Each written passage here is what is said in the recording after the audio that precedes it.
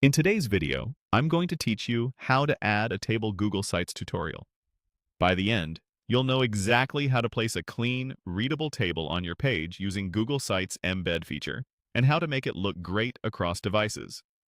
First, open your website in Google Sites and make sure you're in edit mode on the page where you want the table to appear.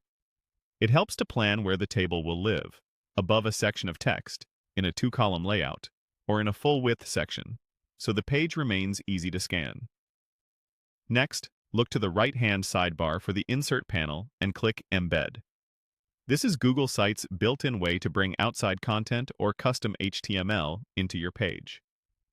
When the Embed dialog opens, switch to the Embed Code tab. This is important because we're going to paste the actual table code rather than a web address. The URL tab is for pasting links.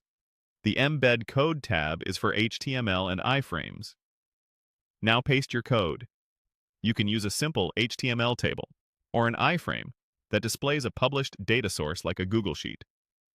Keep the code clean and lightweight. Basic table tags and optional inline styles typically work best. Avoid scripts or complex CSS, since sites may block or strip those.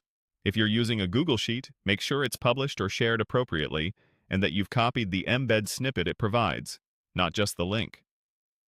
Click Next to generate a preview. Take a moment to check that the table looks correct. Headers are visible, columns align, and there's no unexpected scrolling.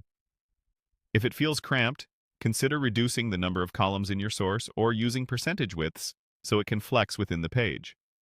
If you see a scroll bar, slightly increasing the height value in your code can help. Then click Insert to place the embed on your page. You'll see it appear as a content block. Drag the blue handles to resize it, or reposition it within a section to center it, or give it more breathing room. If your page uses section layouts, dropping the table into a single column, full-width section often improves readability.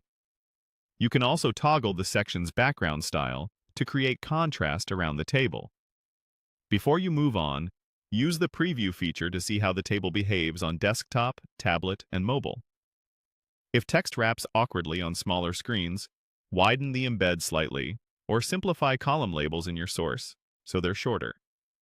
That's all there is to it. You've embedded a table in Google Sites, adjusted its size and placement, and checked that it looks great across devices. Thanks for watching, and happy building.